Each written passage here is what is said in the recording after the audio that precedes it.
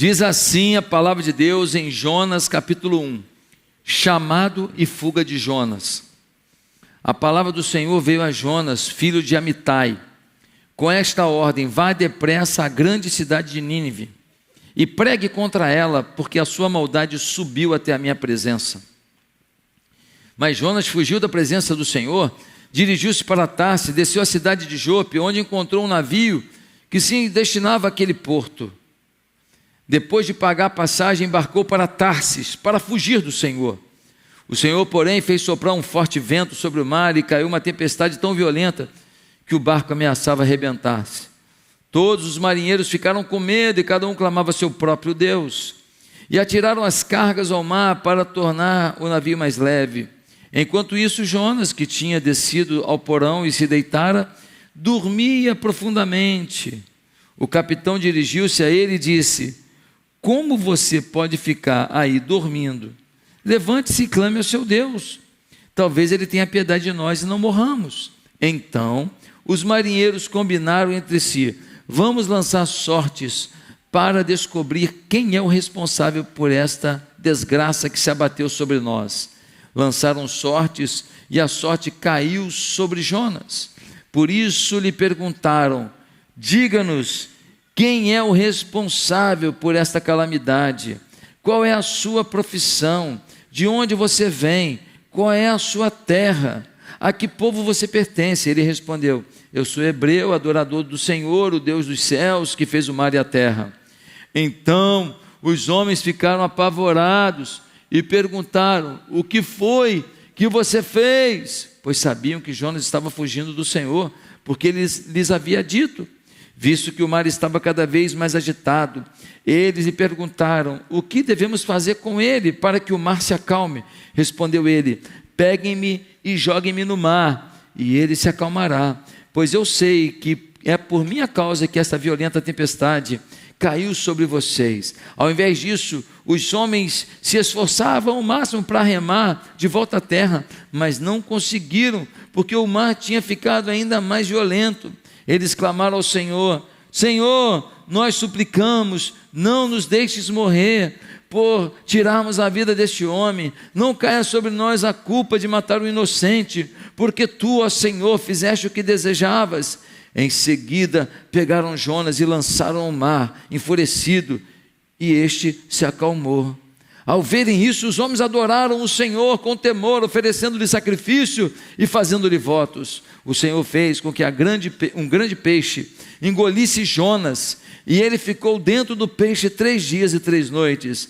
Dentro do peixe, Jonas orou ao Senhor, o seu Deus, e disse: em meu desespero clamei ao Senhor, e ele respondeu. Do ventre da morte gritei por socorro, e ouviste o meu clamor. Agora no versículo 10, o Senhor deu ordens ao peixe, e ele vomitou Jonas em terra firme. Agora o versículo 3, do capítulo 3, Jonas obedeceu a palavra do Senhor, e foi para Nínive. Versículo 5, os ninivitas creram em Deus, proclamaram um jejum, e todos eles, do maior ao menor, vestiram-se de pano de saco. Jonas, ele é um profeta, e Deus manda que ele vá pregar para uma cidade de Nínive. Nínive havia sido a capital da Síria. Nesse momento não tem mais a mesma força, mas é uma cidade importante. Mas Jonas não quer ir para Nínive, e nem eu ia querer. Jonas não quer pregar em Nínive. Por que não quer? Porque Nínive é um lugar de gente ruim, é um lugar de gente violenta. Os ninivitas, os assírios ninivitas, quando eles estavam numa guerra e eles venciam o inimigo, sabe o que eles faziam? Eles empalavam os seus inimigos. Sabe o que é empalar? É pegar uma tora de madeira, enfiar pelo ânus da pessoa e ir cortando os órgãos até a boca. Eles eram cruéis, gente ruim, gente complicada, gente má. Deus fala: vai pregar para eles. Jonas falou: é ruim que eu vou, hein? é ruim que eu vou. E aí o Jonas fala assim, é para pregar? Então tá bom, eu vou agora para Jope. Jope é um porto que tem do lado de Tel Aviv. Tel Aviv é a capital de Israel, e você tem ali aquele porto do lado em Jope. Eles vão para Jope, você indo a Israel, você vai ver esse porto onde Jonas passou, e ele pega o barco ali, não para ir para Nínive, para ir para Tarsis. Mas quando ele entra no barco, alguma coisa que nunca tinha acontecido, aconteceu. Uma tempestade se inicia do nada. Tempo bom, tudo tranquilo, e de repente, uma tempestade toma o barco. O barco começa a balançar, a chance de naufrágio é tremenda. O desespero toma todo mundo, começa todo mundo a clamar o seu Deus. Quem acreditava nisso, pede para aquilo. Quem acreditava em duende, fala para duende. Quem acreditava em espíritos malignos, pede espírito maligno. Cada um clamando ao seu Deus. E o Jonas no porão, roncando. O Jonas é a cara de muito crente. O couro está comendo na cidade, a violência aumentando, a politicagem tomando conta, a maldade aumentando, os jovens se drogando, as famílias se destruindo, e tem um monte de crente roncando. Não faz nada para Deus, não leva ninguém a Jesus, não transforma a vida de ninguém, não batizou ninguém. Pastor, o senhor está me ofendendo, eu não quero te ofender, eu quero te chamar para o time. O couro está comendo, a situação está ruim, você vai ficar agora roncando, vivendo só para você, fazendo só o que te interessa, buscando só dinheiro, lazer, beach tênis, futebol, pizza. Vamos curtir a vida, vamos aproveitar, mas você tem uma missão com Deus, quem entendeu? Ah, você é pastor, eu sou crente, você também.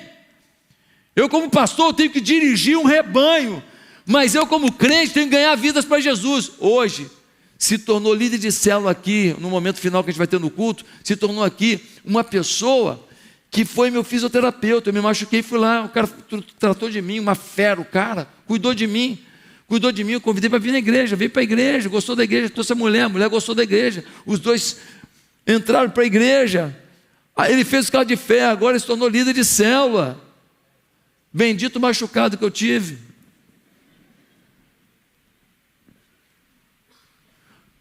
Nós precisamos entender, compreender a nossa missão, meus queridos. E aí o Jonas, ele está lá naquela tempestade, aí chega uma hora que os caras falam, o que você fez, cara? Fala, cara, eu fugi do meu Deus, o Deus criador do céu e da terra. Os caras ficam desesperados, o que a gente faz agora? Fala assim, me joga no mar. Aí eles falam, mas Deus já está zangado contigo, se a gente te jogar no mar, não vai ficar zangado com a gente também, não?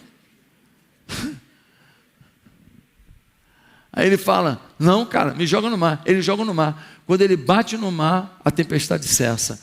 Fica todo mundo desesperado. Sabe o que aconteceu? O povo do barco, que adorava vários deuses pagãos, começou a adorar o Deus de Jonas. Senhor, tu existes, aleluia, glória a Deus. Só olha no texto aí. Eles começam a adorar a Deus. Quando Jonas cai no mar, vem um peixe grande e engole Jonas. E ele fica 3 dias, 3 noites naquele peixe. Não quer dizer que é 3 dias inteiros, 3 noites inteiras. Ele pode ter ficado o início de um dia, a noite inteira de um dia, e o início de dia, e não chegou a ser exatamente 72 horas.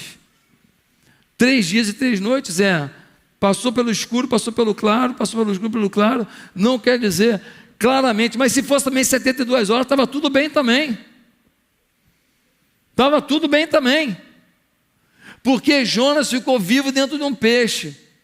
E eu afirmo que é verdade. Por que eu afirmo? Primeiro, porque Jesus citou isso em Mateus capítulo 12, versículo 39. Segundo, porque caso de pessoas engolidas por animais e estavam vivas dentro dos animais, já aconteceu.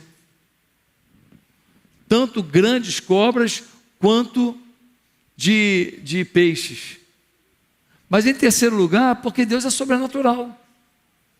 Se Deus quiser, tu fica até dentro de um rinoceronte e sai vivo, porque Deus tem todo o poder. Simples assim. Não tem questionamento quando é um agir de Deus. E então ele fica vivo. E aí é interessante que quando ele fica vivo, o peixe vomita ele. Gente, tem crente que não quer fazer o que Deus espera, vai ser vomitado. Nem o peixe quis no estômago dele uma pessoa improdutiva do reino. Ele é vomitado. Aí ele vai para Nínive. Tá bom, então eu vou para Nínive, Deus. Tudo fedido de vômito. E vômito de peixe, só Jesus na causa. E aí ele vai, fedido de vômito. Deve ter tomado um banho no caminho, né? Tal. Chega lá. Aí, ninivita. Tem uma parada para falar. Com maior raiva. Vocês são ruins demais. Vocês têm mais é que ser empalado também. Vocês têm é que passar dor, que nem vocês fizeram as pessoas passar. Vocês não merecem nada não. Só Deus mesmo para me mandar aqui falar para vocês que com arrependimento o poder de Deus pode mudar a vida de vocês. O que Jonas não sabe, e os estudiosos descobriram, é que em 765 a.C. havia acontecido uma grande epidemia em Nínive. E no mesmo período teve um eclipse solar. E eles ficaram muito assustados, porque ninguém entendia o que era o eclipse solar naquela época. De repente, o sol fica escuro. Depois, em 759, teve uma segunda epidemia. E aqueles caras ruins de Nínive estavam traumatizados, muito assustados, com duas pandemias e um eclipse solar. Os estudiosos acreditam que aquilo preparou o coração dos ninivitas para a mensagem de Jonas. Você nunca sabe o que Deus está preparando na vida do outro para a sua mensagem. E aí, quando Jonas chega, rachando mesmo, vocês vão para o inferno se não se converter. Os caras começaram a falar assim: a gente quer se converter. Aí o Jonas falou: não, você não, nós sim. Não, você não, nós sim. Não, vocês são ruins demais, a gente era. A gente crê no poder de Deus para nos perdoar. Não, mas vocês não merecem, não merecem mesmo não. Mas o amor de Deus é maior do que o nosso mérito. E Jonathan fica assustado, sabe por quê? Porque toda a cidade se converte. Toda a cidade se rende. Jonas sabia desse potencial? Não sabia, mas olha o que ele realizou, algo estratosférico, incrível, inimaginável. Ei, você que se ferrou na vida, repetiu na faculdade, repetiu na escola 5 vezes, você que passava só com nota vermelha, você que, olha, vou te falar, você que é um filho que vacilou, você pisou na bola, você estava merecendo um couro. Resgate o teu potencial, porque você não é o que você fez, você é o que Deus colocou em você. Uma pessoa não vivencia seu potencial por alguns motivos. Quais são? Primeiro, porque não entende o princípio bíblico de que Deus tem um propósito para cada pessoa. Irmãos, Deus tem um princípio bíblico, que tem um propósito para cada pessoa.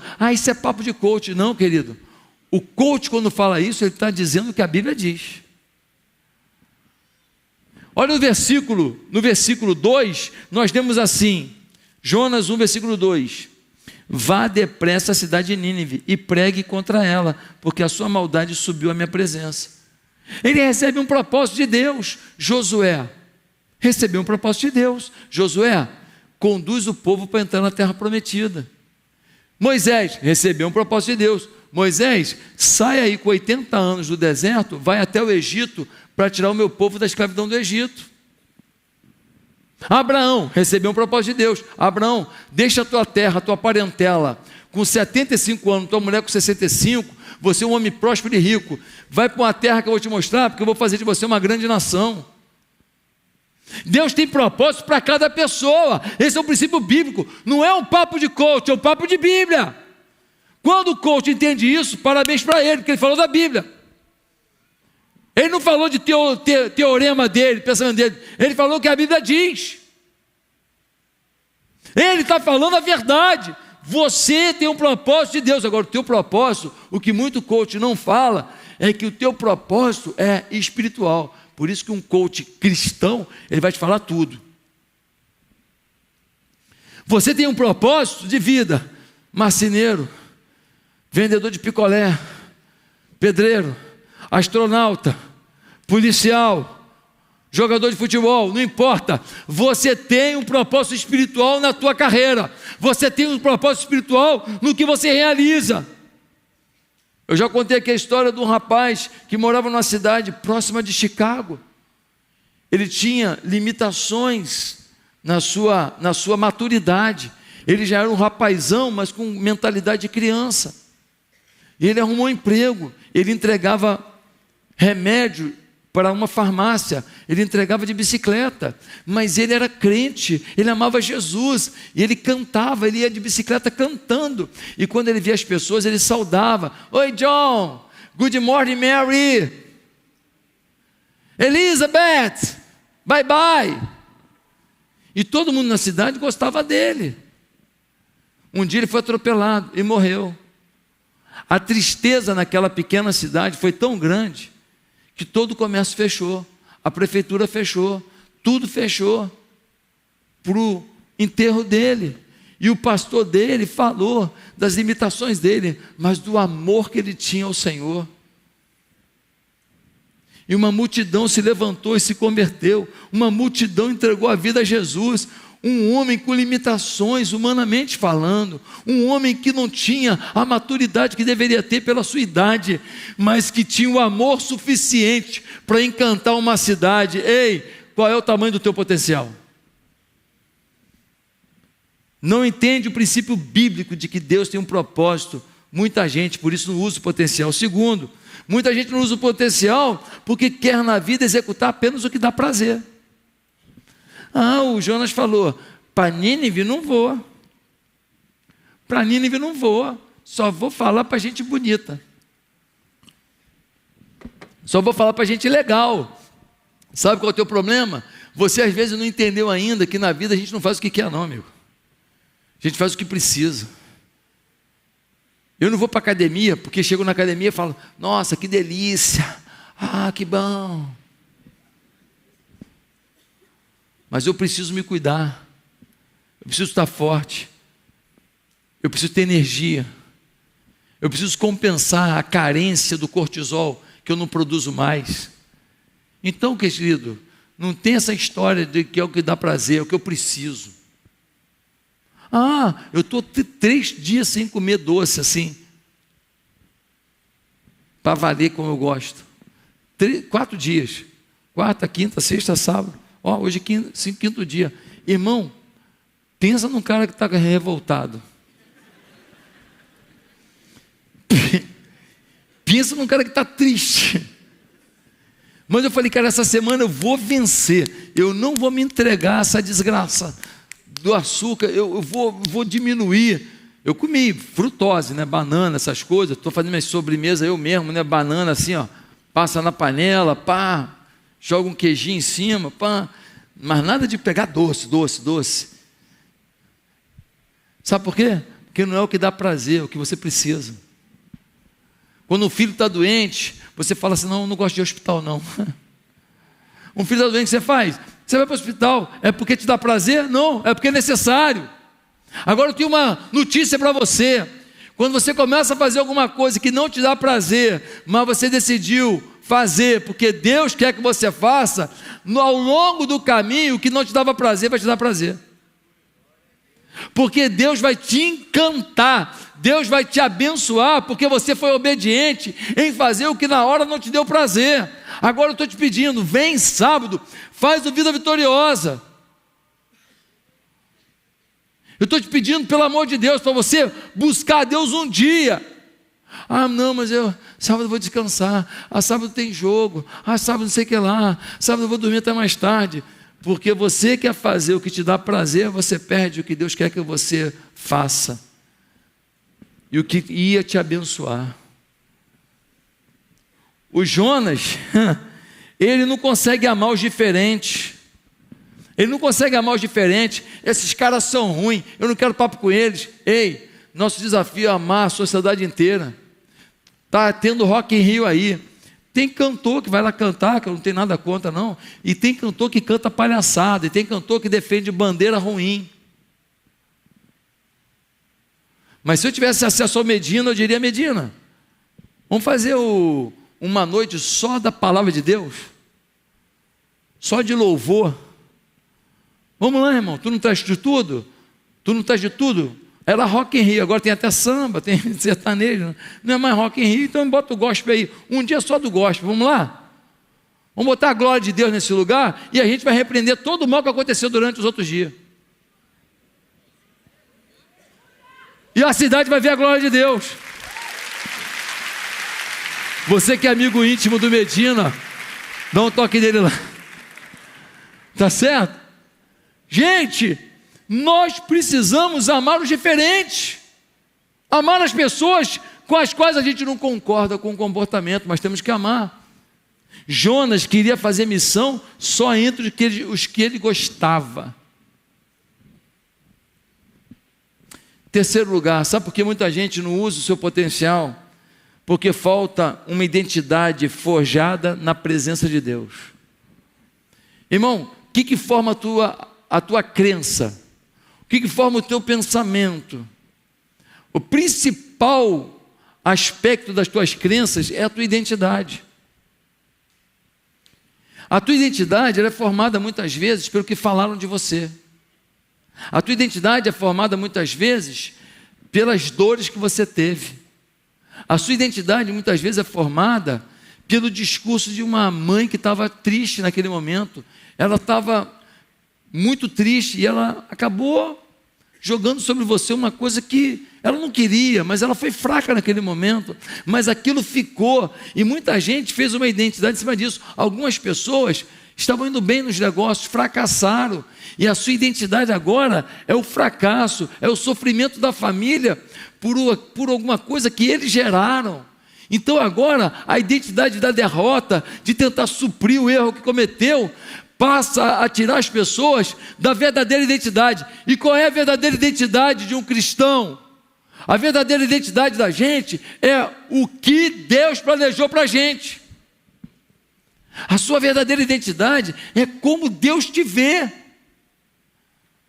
Então, olha o que diz o versículo 3. Diz assim: mas Jonas fugiu da presença do Senhor, dirigindo-se para Tarsis. Querido, quando Jonas sai da presença do Senhor, ele perde o referencial de como Deus o vê. Quando ele foge da presença do Senhor, ele perde a visão de o que Deus planejou para ele, do que Deus está vendo nele. Você não sabe do que é capaz, você não sabe o que pode ter, você não sabe aonde você pode chegar, você não sabe o potencial que está guardado em você. Só tem uma pessoa que sabe tudo sobre você, é Deus. Ele sabe o que vai além daquilo que você vê, daquilo que falaram para você, daquilo que você experimentou. Ele vê em você um potencial para uma coisa que, se você fizesse, você explodia, mas você está fazendo outra coisa, e aqui você é mediano. Ele vê em você um potencial para viver algo que você nunca imaginou, mas você se restringe a viver a vidinha que você às vezes acredita que é o teu limite. Ele foge da presença de Deus. Queridos, eu vivi experiências que agrediram meus valores, características, potenciais. E se eu vivi tudo isso, e vivi rejeições, e vivi tudo, não importa. O que importa é o que eu vivo em Deus, porque nele eu descubro a minha verdadeira identidade. Quem entendeu isso? Amém? Você precisa compreender isso. Você acaba vivendo o casamento que a sua identidade distorcida permite. Você vive financeiramente a mentalidade que a sua identidade distorcida diz. Você vive nos relacionamentos com as pessoas o que a sua identidade distorcida apresenta. Você não vive no todo a identidade de Deus. E você, como eu disse domingo passado, você foi feito para ser o quê? Príncipe e princesa do Senhor. Ué, se Deus é o rei dos reis e nós somos seus servos, se Ele é o rei dos reis, nós somos o príncipe dos príncipes. Nós somos príncipes, princesas do Senhor. Deus tem um negócio forte com a gente. Deus tem uma proposta melhor para a gente. Mas como é a vida de quem não entende seu potencial e propósito espiritual na terra? Como é a vida de gente que, porque não entende o seu potencial, não se aventura a viver algo maior, e não só na sua vida profissional, na sua vida familiar, na sua vida espiritual, porque propósito de Deus sempre tem questão espiritual, amém? Como vive essa pessoa? Primeiro, a pessoa vive sem projeto de Deus para a vida. O versículo 3 diz assim: e Jonas achou um navio. Tem um monte de gente que está achando um navio. Cada hora alguém te apresenta um navio e você entra no navio. Para onde que vai? Não sei não, mas eu vou. Olha, isso aqui é bom, investe nisso. Ah, tá bom. Vamos em tal lugar, vamos. Que tal você ser amigo de tal pessoa? Eu também quero. Que tal você ir num lugar assim, assim, assado? Tá bom, eu vou. Você, quando não tem um propósito de Deus claro na sua vida, você começa a viajar para o lugar que você encontra. Segundo, a pessoa não sabe usar a liberdade. Versículo 3 diz que Jonas decidiu fugir da presença de Deus. Quando você não tem um propósito de Deus, o que você faz? Você acaba seguindo os seus caminhos, ou os caminhos que te apresentam, e você usa a sua liberdade para ficar longe de Deus, e fazer o que não era o propósito de Deus, mas que era o propósito seu, ou que era uma cilada de alguém. Terceira coisa que acontece, quando você não está vivendo um propósito de Deus, as pessoas do seu convívio pagam um preço desnecessário. No versículo 4 diz: o Senhor fez soprar uma forte vento sobre o mar, caiu uma tempestade violenta que o barco ameaçava arrebentar-se. Todo mundo no barco pagou o preço da safadeza do Jonas. Todo mundo pagou o preço do erro do Jonas.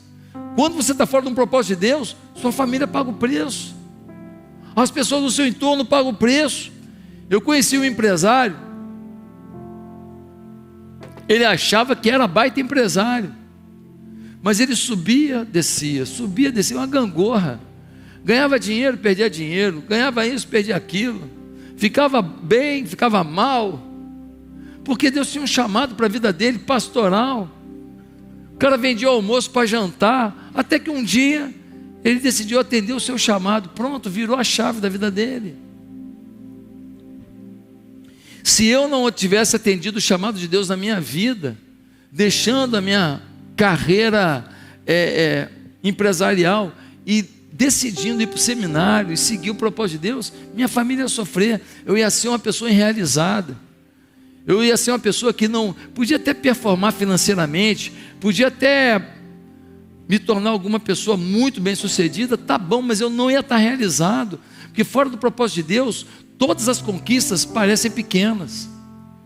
Eu já fui em casa de gente cheia do ouro, cheia do dinheiro, carros caríssimos, mas uma vida medíocre, uma família ruim, um sentimento ruim, uma falta de amor, um casamento falido.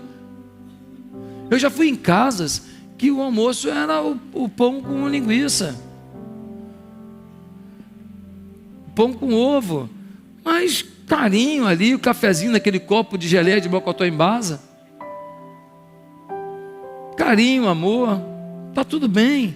Tem gente que não curte o caviar, e tem gente que consegue curtir o pão com sardinha. Agora, se você comer o caviar e curte Deus, não tem problema nenhum também com isso não. Só estou dizendo que há alguma coisa maior do que suas conquistas, é você estar cumprindo um propósito de Deus na sua vida. Você não está aqui só para vir a culto. A quarta coisa que acontece quando você não está vivendo o propósito de Deus é que você se desconecta do que Deus está revelando para a sua vida. Olha o versículo 5. O versículo 5 diz assim: todos os marinheiros ficaram com medo, e cada um clamava ao seu próprio Deus, e atiraram as cargas do mar para tornar o navio ainda mais leve. Enquanto isso, Jonas, que tinha descido ao porão e se deitara, dormia profundamente. Os caras incrédulos entenderam que aquela tempestade não era normal, entenderam que aquilo era espiritual e começaram a clamar aos seus deuses. Os caras entenderam, cara, isso aqui não é natural, tem alguma coisa acontecendo. E aí, o crente roncando no porão, sem perceber o que Deus estava revelando. Quando você não vive o propósito de Deus, Deus está te falando, faz isso, fala com fulano, liga para fulano, faz uma parceria aqui, entra nesse lugar, vende para essa pessoa. Você não entende o que Deus está falando, abre mão disso, investe naquilo, você não entende, você não percebe. Por quê? Porque você não está com a conexão com Deus ativada, vivendo o propósito dele. A revelação passa e você não pega. Em sexto lugar, a pessoa pode se desiludir com a vida, ainda que com sucessos humanos. Jonas vira para eles no versículo 12 e fala assim: me joguem no mar. Mas você vai morrer. Pode jogar. Mas você não vai ter chance de vida. Olha como é que está o mar. Se a gente jogar, você morre. Me joga. Quando você não está vivendo um propósito de Deus, está arriscado você comprar a casa do sonho, o carro do sonho, a viagem do sonho, a comida do sonho, o perfume do sonho, tudo do sonho. E está arriscado você descobrir que a sua vida se tornou um pesadelo. Porque você não incorporou à sua vida uma realização maior. Dinheiro talvez você já tenha o suficiente. Talvez seus filhos não vão conseguir gastar o dinheiro que você já ganhou. Mas o que vai ficar para Deus? Onde Deus te quer? O que Deus espera de você? Meus amados irmãos, Jonas, ele está desiludido, me joga no mar. Mas tem mais uma coisa que acontece quando você não está vivendo um propósito de Deus. Você perde a oportunidade de ter uma vida de oração e de poder na oração. Versículo 6 vai dizer que o capitão falou para ele: como você pode ficar aí dormindo? Levante-se e clame ao seu Deus. O ímpio virou para o crente e falou assim: você não vai orar não? Quando o ímpio está querendo buscar mais a Deus que o crente, é porque você está mal mesmo. Ele fala: cara, você não vai orar não, cara? Não vai buscar a Deus não? Está todo mundo se lascando, nós vamos afundar, cara. Você não está vendo não, rapaz? Eu sei lá qual é o seu Deus, busque ele. Cada um está buscando o que acredita aqui, ó. Cada um está fazendo o que sabe. Quem é o seu Deus? O meu Deus é o Deus verdadeiro, o Criador do céu e da terra, um único Deus. Você acha isso? Acha. Então por que você não ora? Quando você não está vivendo o propósito de Deus, você não vai ter conexão com Deus numa vida de oração íntima. Por quê? Porque quem vive uma oração íntima com Deus vai querer viver o propósito de Deus. Quando alguém não está vivendo o propósito de Deus, é claro que vida de oração íntima não tem, é óbvio. Mas a última coisa que acontece quando a gente não vive o propósito de Deus é que a gente fica desacreditado. Jonas agora é o lixo do navio, é jogado no mar. Os ímpios ficaram dentro, o justo tem que ser jogado no mar. Ele se torna uma pessoa desprezível, ele se torna alguém não confiável, ele se torna um problema para os outros. Tem muitas pessoas que frequentam a igreja, você conhece tanto da palavra, você já ouviu mais de 500 sermões aqui, você já aprendeu tanta coisa, mas você não bota para fora, você não procura servir a Deus, você não procura usar as suas influências, suas conexões, seu ambiente de trabalho, de estudo, de academia, de tudo para levar Deus, e você está tão frágil na sua vontade de ter um propósito com Deus, você fica desacreditado. O fulano é crente. É mesmo, é? Não sabia não. Eu até achava que ele frequentava uma igreja, acho que ele falou uma vez, mas não falou nunca mais. As pessoas não te veem como um homem de Deus, uma mulher de Deus. As pessoas não te veem como uma aliança possível para Deus na tua vida. As pessoas não te veem como um caminho de aproximação entre eles e Deus. Pastor, e como que eu mudo isso? Como entrar no propósito de Deus? Rapidamente, ative sua vida de oração. Na barriga do peixe, Jonas capítulo 2, versículo 1, Jonas ora e fala: Deus, perdão, eu sei que eu te negligenciei. Segundo, reconheça o papel de Deus na sua vida. No versículo 6 a 9 do capítulo 2, Jonas fala: Deus, tudo que eu sou foi por tua causa, como é que eu estou fugindo da tua presença? Terceiro, decida dar seu melhor a Deus, onde Deus quer. Ele fala: tá bom, quer que eu vá para Nínive? Eu vou, não queria não, mas eu vou, em obediência. Quarto, entenda que apesar das suas limitações, se você estiver nos propósitos de Deus, não há limites para o que Deus possa fazer. Jonas chega numa cidade, prega um sermão ruim, fala com raiva, e acontece algo inédito: uma cidade inteira se converteu. Você não sabe do que é capaz. Você é um duro e podia ser um bilionário. Você é nervosinho e podia ser o maior símbolo de mansidão. Você é agressivo com as palavras e você podia ser um símbolo de sabedoria. Você nunca ganhou ninguém para Jesus e tem um prédio inteiro, um condomínio inteiro, uma fábrica inteira, um local de trabalho inteiro, que seria boa parte deles transformada através da tua vida, e essas pessoas abençoadas por você abririam novos caminhos, novas conexões, em gratidão a você, e a sua empresa cresceria, agora não mais porque você trabalhou, mas porque você amou. Ei, quem pegou essa? Tem coisas que você trabalha para ganhar, e tem coisas que você ama e vai ganhar. A gratidão de muita gente pode te levar a lugares que você não iria sozinho. Não cumprir o teu propósito inibe oportunidades na tua vida em todas as áreas. Não é só na vida espiritual não, é nos negócios, é na família, é no prazer, é na alegria. Quantas vezes eu fui abençoado de ir para um lugar bonito, na casa de alguém? Eu tinha grana para aquela casa? Não. Eu tinha dinheiro para aquele barco? Não. Mas o irmão tinha um barco. O irmão tinha casa. E às vezes o irmão tinha até a picanha, aleluia. E o irmão ainda tinha o doce. O doce.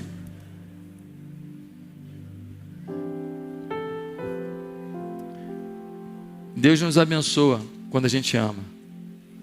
Sabe, às vezes você tem inveja do que as pessoas conseguem, mas você não ama como eles amaram. Quem pegou essa?